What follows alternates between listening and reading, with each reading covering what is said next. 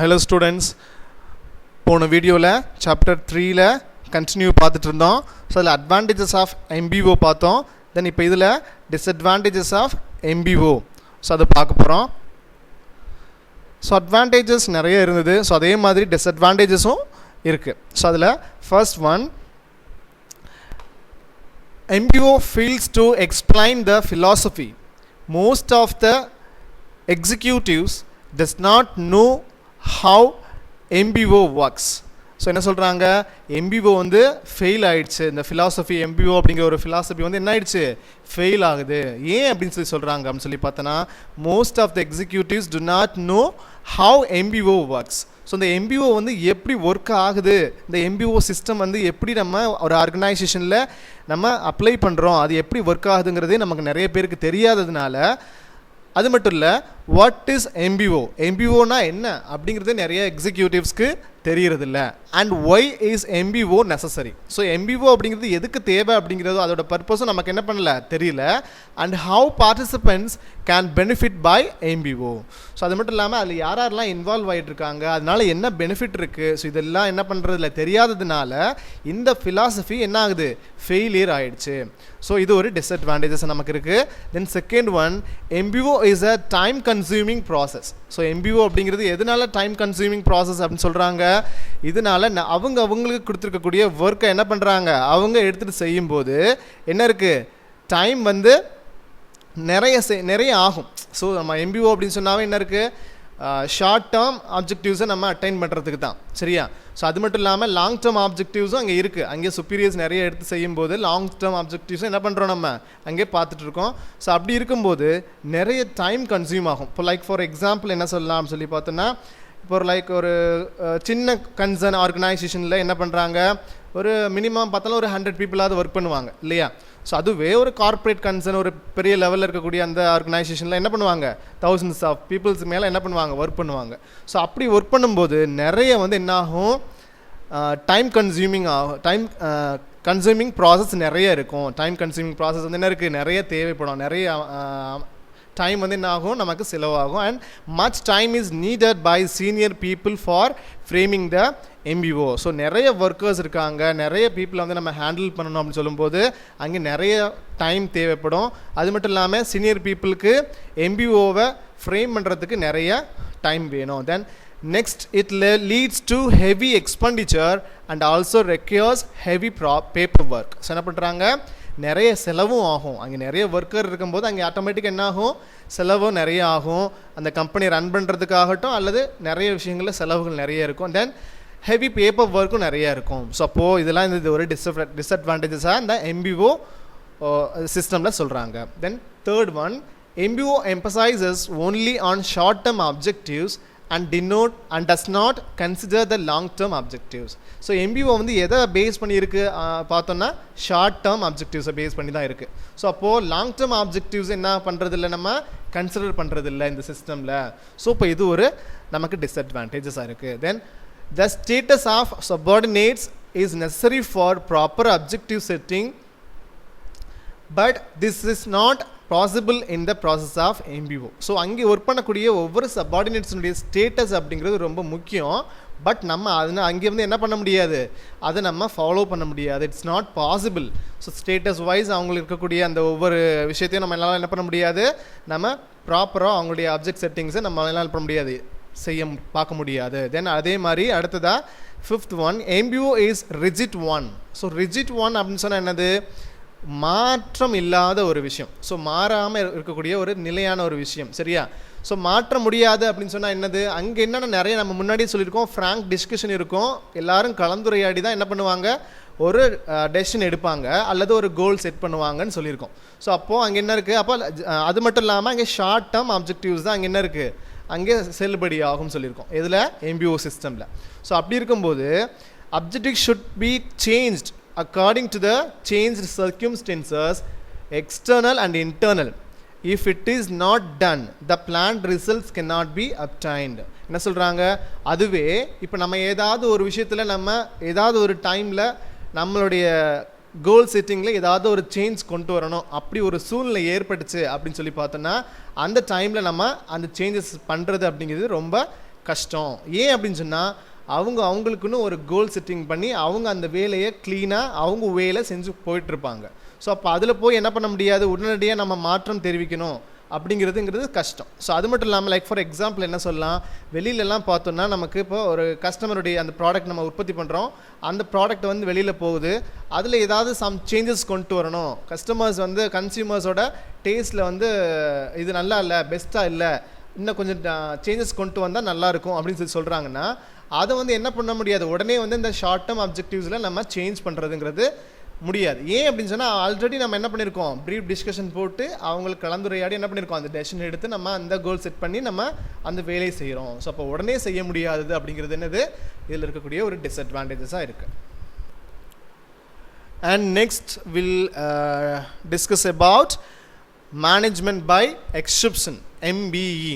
So the meaning என்னன்னு சொல்கிறாங்க அப்படின்னு சொல்லி பார்த்தோன்னா, management by exception is an important principle of managerial control suggested by the classical writers on management. யார் suggest பண்ணுறாங்க இந்த மேனேஜ்மெண்ட் பை எக்ஸெப்ஷன் அப்படிங்கிற ஒரு விஷயத்தை, அதனுடைய கொள்கைகளை வந்து யார் வந்து சொல்கிறாங்க அப்படின்னு சொல்லி பார்த்தோன்னா கிளாசிக்கல் ரைட்டர்ஸ் வந்து சொல்லியிருக்காங்க இந்த மேனேஜ்மெண்ட்டில். It is based on the brief that an attempt to control everything results in controlling nothing.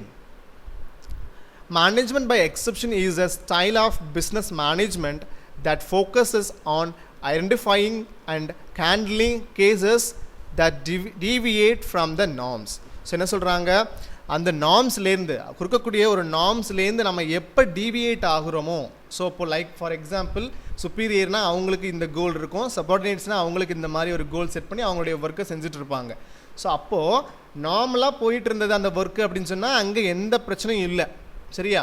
அதுவே அப்நார்மலாக இருக்குது, அங்கே ஏதோ டிஃபெக்ட் ஏற்படுது, அதிகப்படியான டிஃபெக்ட்ஸ் இருக்குது அப்படின்னு சொல்லி சொன்னால் அங்கே ஒரு ப்ராப்ளம்ஸ் அரைஸ் ஆகுது. அங்கே தான் என்ன பண்ண முடியும், சுப்பீரியர் வந்து சபார்டினேட்ஸ்கிட்ட அந்த என்ன ப்ராப்ளம் சொல்லிவிட்டு அதை என்ன பண்ணுவாங்க, சால்வ் பண்ணுறதுக்கு முன் வருவாங்க அவங்க வேலையெல்லாம் விட்டுட்டு.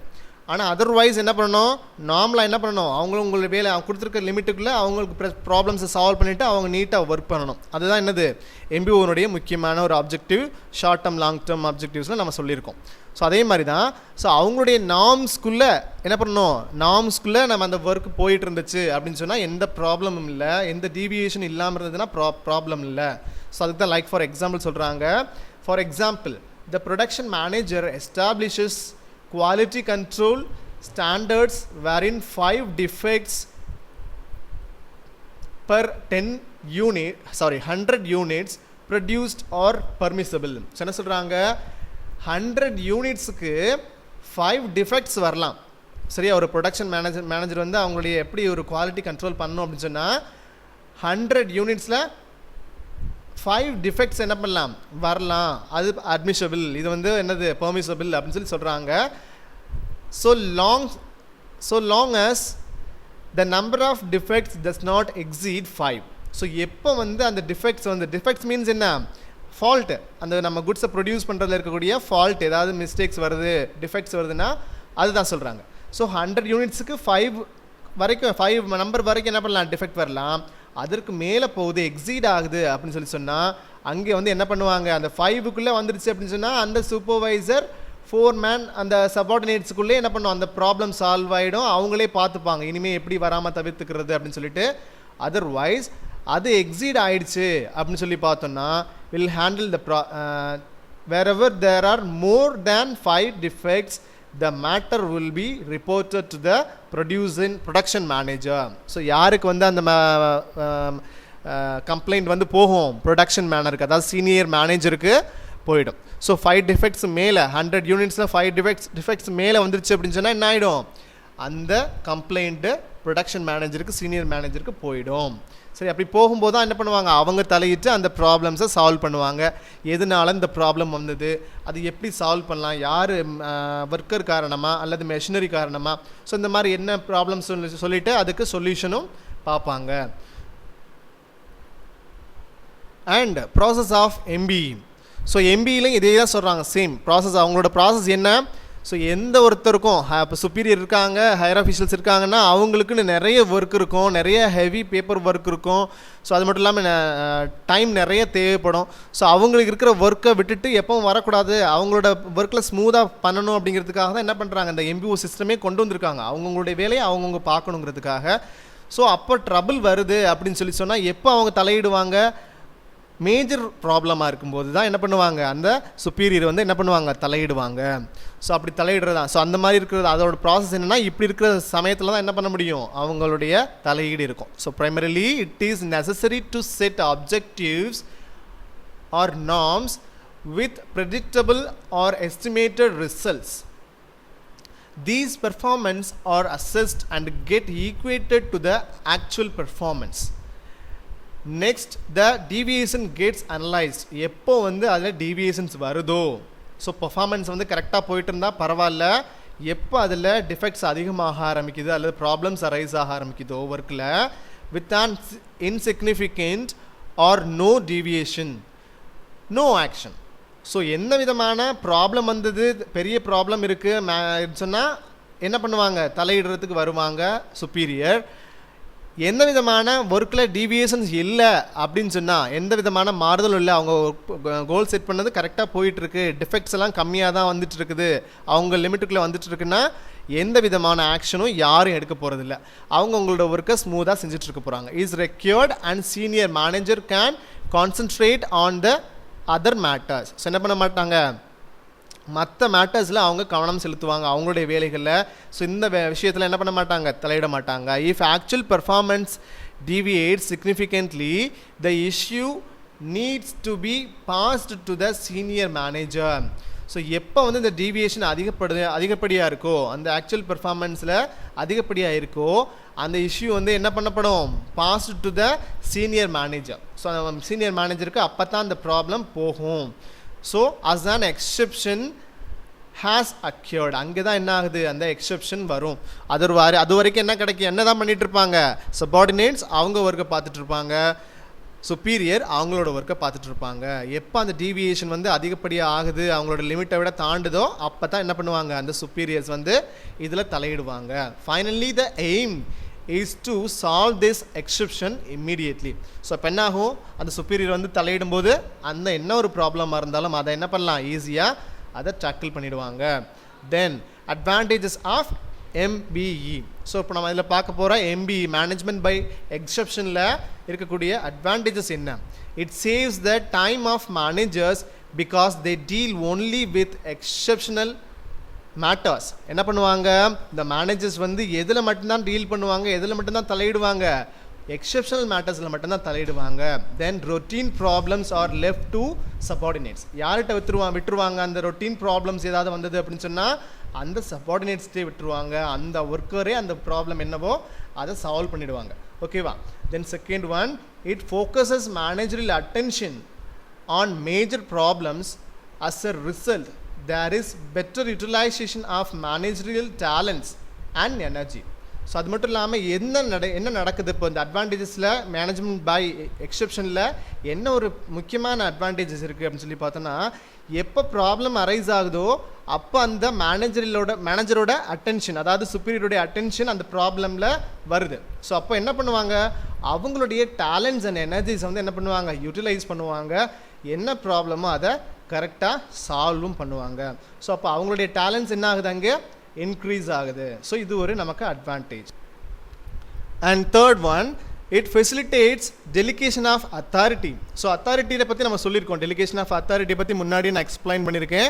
So delegation of authority means என்னது, அங்கங்கே அவங்க லெவல் ஆஃப் ஒர்க்கருக்கு எப்படிப்பட்ட ஒரு அத்தாரிட்டி கொடுத்துருக்காங்களோ, ஸோ அந்த லிமிட்டுக்குள்ளே அவங்க என்ன பண்ணலாம், அவங்களுக்கு வரக்கூடிய ப்ராப்ளமை சால்வ் பண்ணிக்கலாம்னு சொல்லியிருக்கோம். Top management concentrate on strategic decision and operational decision R left to the lower levels. So என்ன பண்ணுவாங்க, என்ன மாதிரியான டெசிஷன்ஸ் எடுக்க முடியும், அந்த ஒரு குறிப்பிட்ட லோயர் லெவலில் இருக்கக்கூடிய அந்த எம்ப்ளாயீஸ் வரக்கூடிய ப்ராப்ளம்ஸை அவங்களே என்ன பண்ண முடியும், என்ன டெசிஷன் எடுத்து அந்த ப்ராப்ளம் சால்வ் பண்ண முடியுமோ பண்ணிக்கலாம். There is increase in span of control. This leads to motivation and develop development of subordinates என்ன பண்ணுறாங்க. ஸோ இந்த மாதிரி அவங்களே அவங்களுடைய ப்ராப்ளம் சால்வ் பண்ணி வச்சுக்கிறதுனால ஸோ அவங்கள ஒரு ஊக்கப்படுத்துகிற விதமாக அவங்கள அமையுது. ஏன் அப்படின்னு சொன்னால் அவங்க என்ன பண்ண முடியும், அவங்களே ஓகே நம்ம இந்த ப்ராப்ளம் நம்மக்கிட்டே விட்டு நம்ம சால்வ் பண்ண வச்சு நம்மக்கிட்ட நல்லபடியாக ஒர்க் பண்ணுறாங்க. ஸோ இதில் எந்த ஒரு ஃபோர்ஸ் இல்லை நமக்கு, ஸோ ஸ்ட்ரெஸ் இல்லை அப்படின்னு சொல்லி என்ன பண்ணுறாங்க, அந்த சப்பார்டினேட்ஸ் என்ன பண்ணுறாங்க, இம்ப்ரூவ் ஆகிறாங்க. அவங்க ஒர்க்லேயும் சரி அவங்களுடைய நாலேஜ்லேயும் சரி இம்ப்ரூவ் ஆகிறாங்க அப்படின்னு சொல்கிறாங்க. அது மட்டும் இல்லாமல் ஸ்பேன் ஆஃப் கண்ட்ரோல் கிடைக்கிது. நமக்கு ஒர்க்கர்ஸுக்கு வந்து என்ன பண்ண முடியும், ஈஸியாக அவங்கள நம்ம ஹேண்டில் பண்ண முடியுது மறைமுகமாக. சரியா? ஸோ இது ஒரு advantage. And fourth one, it is a technique of separating important information from unimportant one. So என்ன சொல்கிறாங்க, இப்போ நமக்கு இந்த MBE இருக்கிறதுனால, மேனேஜ்மெண்ட் பை எக்ஸெப்ஷன் இருக்கிறதுனால என்ன நடக்குது அப்படின்னு சொல்லி பார்த்தோன்னா, இம்பார்ட்டண்ட் ப்ராப்ளம் என்ன, அன்இம்பார்ட்டன்ட் ப்ராப்ளம் என்ன அப்படின்னு சொல்லிட்டு நம்ம என்ன பண்ண முடியுது, நம்மளோட அதை ஒரு பிரித்து பார்த்து நமக்கு என்ன பண்ண, யார் எதில் வந்து தலையிடணும், சுப்பீரியர் எதில் தலையிடணும், கீழே இருக்கக்கூடிய ஒர்க்கர்ஸ் எதில் தலையிடணும் அப்படிங்கிறது நமக்கு என்ன பண்ணுறோம், ஈஸியாக நமக்கு கொடுத்துருக்கிறதுனால எது இம்பார்ட்டன்ட் இல்லை அப்படிங்கிற போது என்ன இருக்குது, ஈஸியாக அவங்கவுங்களுடைய ஒர்க்கை பார்க்குறதுக்கும் அவங்களுக்கு நிறைய டைம் கிடைக்குது, அவங்கவுங்க பார்க்கலாம். ஸோ இம்பார்ட்டன்ட் ஒன்றுனா என்ன பண்ணுவாங்க, அவங்களே பார்த்துப்பாங்க, சாரி ஹையர் அஃபீஷியல் வருவாங்க. அன்இம்பார்ட்டன்ட் ஒன்னா என்ன பண்ணுவாங்க, இருக்கக்கூடிய சப்பார்டினேட்ஸை அந்த ப்ராப்ளமை சால்வ் பண்ணிடுவாங்க. It forces managers to review past history and study related business data for identifying deviations.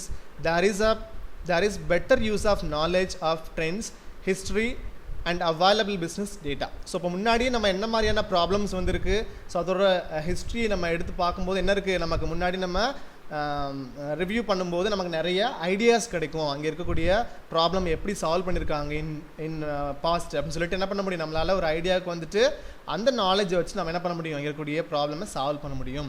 Then fifth one என்ன சொல்கிறாங்கன்னா, MBE keeps management alert to opportunities and threats by identifying critical problems.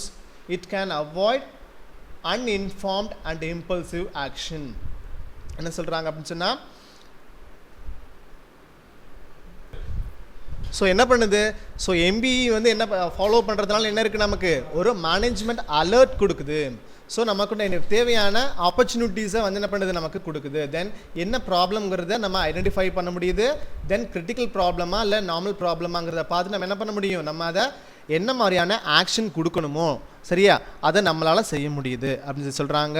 Then last one, management by exception provides better yardstick for judging results.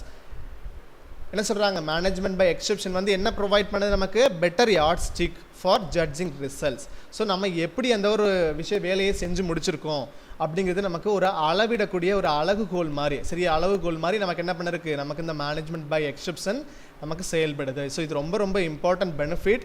It is helpful in objective performance appraisal. அது மட்டும் இல்லாமல் இது எதுக்கும் helpful, நமக்கு performance அப்ரைசலையும், so ஒர்க்கருடைய ஒர்க்கை அவங்களுடைய பர்ஃபார்மன்ஸை appraisal பண்ணுறதுக்கு நமக்கு ரொம்பவே ஹெல்ப்ஃபுல்லாக இருக்குது இது இந்த மேனேஜ்மெண்ட் பை எக்ஸெப்ஷன். அண்ட் அடுத்ததா disadvantages of MBE. The main disadvantages of MBE is only manager have the power over really important decisions which can be demotivating for employees at a lower level. So என்ன பண்ணுறாங்க, இந்த main disadvantages என்ன, இதில் advantages இருந்தாலும் disadvantages ஆட்டோமேட்டிக்காக இருக்க போகுது. So என்ன டிஸ்அட்வான்டேஜஸ் இருக்குது அப்படின்னு சொல்லி பார்த்தோன்னா, manager have power over really important decisions. என்ன பண்ணுறாங்க, இம்பார்ட்டண்ட்டான ஒரு டெசிஷன்ஸ்க்கு மட்டும்தான் என்ன பண்ணுறாங்க, மேனேஜரை வந்து என்ன பண்ணுறாங்க, யூஸ் பண்ணுறாங்க. ஸோ எல்லாத்துக்கும் என்ன பண்ணுறாங்க, எல்லா ப்ராப்ளம் இருக்குது அப்படின்னு சொன்னால் என்ன பண்ணணும், அந்த ப்ராப்ளமை சால்வ் பண்ணுறதுக்கு எல்லா ப்ராப்ளமையும் சபார்டினேட்ஸே பண்ணிட முடியாது. ஸோ இப்போ அதுக்கு என்ன பண்ணணும், தலையீடு மேனேஜருடைய, அதாவது சுப்பீரியருடைய தலையீடு என்ன இருக்கணும், கண்டிப்பாக தேவை. ஸோ அப்படி இல்லாமல் இருக்கிறது ஒரு டிஸ்அட்வான்டேஜ் அப்படின்னு சொல்கிறாங்க. லைக் ஃபார் இப்போ ஒரு எக்ஸாம்பிள் என்ன சொல்லலாம், ஒரு ப்ராப்ளம் இருக்குது, சபார்டினேட்ஸ்ட்டு வந்திருக்கு. ஸோ அந்த ப்ராப்ளம் என்ன பண்ண முடியல, அவங்களால ஈஸியாக உடனே வந்து என்ன பண்ணல, அதுலேருந்து ஓவர் கம் பண்ணி நம்ம அந்த குட்ஸை வந்து ப்ரொடியூஸ் பண்ணுறதுல கவனம் செலுத்த முடியல. அப்போ அந்த அந்த ப்ராப்ளம் வந்து என்ன பண்ணணும், ஹையர் அஃபிஷியல் கொண்டு போகிறதே என்ன இருக்குது, டைம் ஆகும். ஸோ அது இல்லாமல் டைம் ஆகிறது மூலியம் என்ன இருக்குது, அந்த ப்ராப்ளம் சால்வ் ஆகிறதுலையும் நிறைய டைம் எடுக்கும். ஸோ இப்போ இது கண்டிப்பாக என்ன இருக்குது, இதில் ஒரு டிஸ்அட்வான்டேஜஸ் இருக்குது இதில் மேனேஜ்மெண்ட் பை எக்ஸெப்ஷனில். ஸோ அடுத்ததாக further more it takes time to pass the issue to managers. Managing employees who deviate from the normal procedures because of complaints, failures are considered difficult to manage and typically find themselves with limited job duties and ultimately dismissed and determined. So என்ன சொல்கிறாங்க, so இந்த மாதிரி நம்ம வரக்கூடிய ப்ராப்ளமை சுப்பீரியருக்கு கொண்டுட்டு போகும்போது அங்கே என்ன நடக்குது, அந்த மாதிரி டீவியேஷன்ஸ் டிஃபெக்ட்ஸ் வரும்போது எதனால இந்த ப்ராப்ளம் வந்தது அப்படின்னு சொல்லிட்டு நம்ம பார்க்கும்போது யாராவது ஒரு பர்சன் என்ன பண்ணுறாங்க, ஒர்க்கரை வந்து அங்கே அடையாளம் காணப்படுறாங்க இல்லையா. ஸோ அப்போ அந்த நபர் என்ன பண்ணப்படுறாங்க, ஒன்று அவர் டிமோட்டிவேட் பண்ணுவாங்க, சரியா. அது மட்டும் இல்லாமல் ஒரு டிஸ்மிஸ் பண்ணுறதுக்கோ அல்லது டெர்மினேட் பண்ணுறதுக்கோ அந்த வேலையிலேருந்து அவரை தூக்குறதுக்கோ கூட என்ன இருக்குது, நிறைய சான்சஸ் இருக்குது. ஸோ இந்த மாதிரி இது மாதிரியான 2 டிஸ்அட்வான்டேஜஸ் இருக்குது இதில் மேனேஜ்மெண்ட் பை எக்ஸெப்ஷனில் இருக்குது. ஓகே ஸ்டூடெண்ட்ஸ், இப்போ நீங்கள் ஒரு கிளியர் கட் ஐடியாவுக்கு வந்திருப்பீங்க. Management by objectives, management by exception, இதில் உங்களுக்கு அதோட அட்வான்டேஜஸ் என்ன, டிஸ்அட்வான்டேஜஸ் என்ன, அதோட ப்ராசஸ் என்ன, இது எல்லாத்தையுமே உங்களுக்கு கிளியர் கட்டாக எக்ஸ்பிளைன் பண்ணியாச்சு. இந்த வீடியோ அவ்வளோதான். தென் அடுத்த வீடியோவில் introduction to financial markets பற்றி நம்ம அடுத்த வீடியோவில் பார்க்கலாம். Until then, bye.